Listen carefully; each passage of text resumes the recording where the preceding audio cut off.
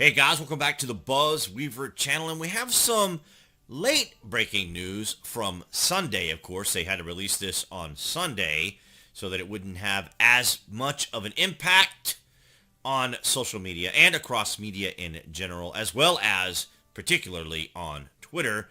From the New York Post, Alexandria Ocasio-Cortez tests positive for C-19. That's right, there she is there, having a great time in Freedom, Florida. I have no objections to her going down and enjoying Florida, despite the fact that the Congresswoman was, of course, always disparaging DeSantis, who was taking care of his wife as she goes through cancer treatment. So Alexandria got a lot of heat for that. But nonetheless, we see here in the article, New York Congresswoman Alexandria Ocasio-Cortez has tested positive for C-19 and is recovering at home. Just over a week since she was spotted partying without a mask in Florida, her office said Sunday. Now, I have no particular ill will towards Alexandria Ocasio-Cortez. I think she should be able to enjoy her time, do the things that she wants to do. Now, she is double jab and boosted, by the way, and she ended up getting and or contracting C-19. And unlike political opponents that we have seen on Twitter, for example, when it came to Tim Pool or President Trump or Aaron Rodgers, of course, we saw the vitriol that came out, the extraordinarily terrible comments and suggestions about these individuals and what people hoped would happen to them should they contract this particular virus from Wuhan, China, by the way, that seems to get overlooked many times and, of course, on purpose. But nonetheless, so I wish Alexandria Ocasio-Cortez all the best. She's a young woman. I believe that she probably will do well and is following her medical doctor's instructions, although she probably won't be talking to Joe Rogan, Tim Pool, or Aaron Rodgers concerning their particular experience with the virus, because, of course, that would be in complete contradiction to what the mainstream media would cover concerning her, of course, because she is following the guidance of government. So, just in, fully vaccinated and boosted representative and or Congresswoman Alexandria Ocasio-Cortez, infected with C-19, experiencing symptoms and recovering at home. And I wish her a full recovery. And I feel because she has been double vaxxed and boosted, that she will probably do well. And I do wish her well. I hope that she recovers. And I think the lesson here, or the political material, for example, for videos like mine, are here, and, obviously, we're going to be talking about them, but I never wish any ill will on any of my political opponents whatsoever, because they are human beings. They just have different ideas. I just don't always agree with their ideology, their philosophy, and worldview, and I'm a very result-oriented person, and if I don't see the results of something that they say they're doing, then I get a little discouraged and disappointed and find that they become very ineffectual. But because of the current climate and the constant shifting of political attitudes and thoughts on this, particularly since Joe Biden is not getting his 70%, and it isn't that we have a lack of information or a lack of education, it is the fact that people have personal agency and they decided that the vaccine just isn't for them. They choose not to do it, and it's becoming an issue. And it's becoming a major issue for Joe Biden, who was the one who wanted to set that 70% bar. So we see from The Atlantic why more Americans are saying they're vaxxed and done. I think it was Bill Maher, I think, was the first really strong vocal liberal who said, look, I got the double jab. That's as far as I'm going. I'm not doing anything more. And, of course, this may be setting a trend as we're seeing tremendous amount of breakthrough rates. Right now, I think we're seeing tremendous amounts of infections of C-19. Because it is flu season, it is cold season, so these things are going to happen. So we're seeing, a lot of this going on. Plus, we have an administration that wants to get people vaccinated, and so they're going to perhaps be very flexible with the numbers and maybe side on a little bit more of statistical weight compression there, if that makes any sense. So to understand how ideologically scrambling the Omicron has been, Consider that, or consider this. Some 2020 Democrats are sounding like 2020 Republicans in spring 2020. Many Republicans, including President Donald Trump, insisted that COVID was hardly worse than the flu. So basically, they're suggesting that they played it down. But what the Atlantic conveniently leaves out is that the mainstream media in the early parts of this were also playing it down, and even went after President Trump, who was going to put a ban on travel restrictions. Remember, he was going to be xenophobic. President Trump is xenophobic, and of course, the very famous R word that they use against someone when he was going to cut off part of Europe and other parts of Africa.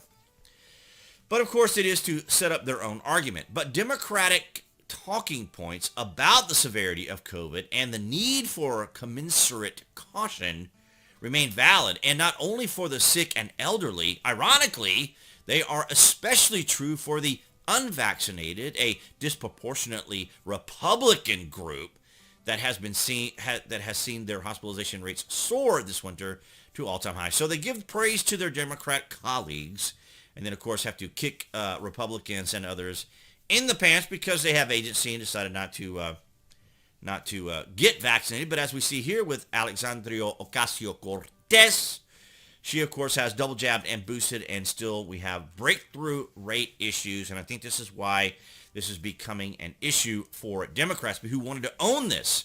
This was going to be what they owned. They were going to get their 70%. Joe Biden was going to be paraded as a victor over the Wuhan virus.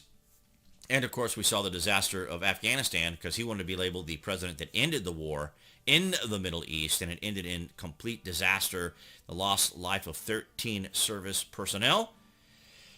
From unheard, how vaccine mandates became a political weapon. Well, of course, we've always known it's been a political weapon because the Democrats have wanted to own this to create levels of, well, I guess I can just say it out loud, and that is that the Democrats, of course, like to feel that they're in control. They like to present problems that only they can solve.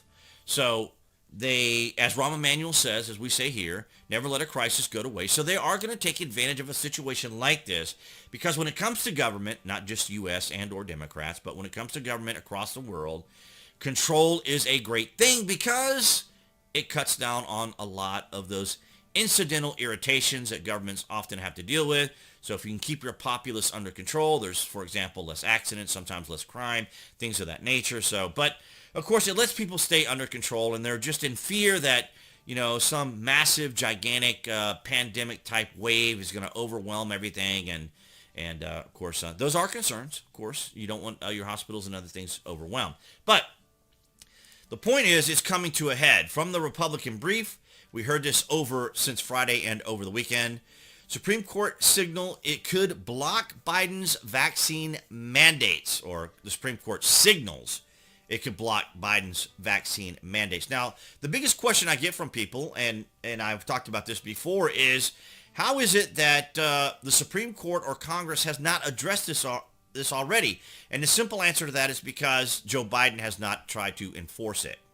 You see, he's just danced around it by coming out in various different briefings to the media and giving hints and inclinations that he may fine businesses or is suggesting that businesses should vaccinate. So several conservative justices on the Supreme Court called into question President Joe Biden's vaccine mandate for businesses business legality. Republican officials and businesses requested the nation's highest court to block the controversial policy that doesn't seem to sit well with so many Americans. Well, yeah, this is true. This is very true. But I think it's important, and it's kind of a disservice to Americans when the media tries to align the Supreme Court with political positioning. Because the Supreme Court is not supposed to base their decisions on their political views. They're supposed to base the decisions on law. But whether it's conservative news like the Republican brief or even the Democrats, they always have to throw in, for example, let's see here. Currently, the 9 members of the Supreme Court consist of only three liberal justices, with Kavanaugh, Barrett, and Gorsuch, all appointed by the former White House President Donald Trump. So basically they're suggesting that, of course, they're dividing it into the political ideologies. But the reality is that even John Roberts and even Kavanaugh have sided with, for example, I think it was some cases involving abortion in certain states. So it isn't that the Supreme Court or the conservative justices or the Chief Justice is John Roberts, but he has kind of gone either way. I think he's been, I don't always agree with what he does, but I think that he does try to base a lot of it on law. And I think Barrett and Kavanaugh may be probably the deciding factors as to how this moves forward. But it is interesting that it is taking this amount of time for them to make a decision, because I believe they asked for several days to decide. And I think the reason they asked for several days to decide is so that they try to minimize the impact that it will have on Joe Biden. Because we already know the political impact already of just the C virus and everything that's going on. And then for the Supreme Court to kind of tamp down on Joe Biden would really be a big blow to him. But we've already seen how our country is already suffering from Joe Biden, but more importantly from the establishment that appointed him as president. And it is so bad. It is so bad that the State of the Union is being postponed.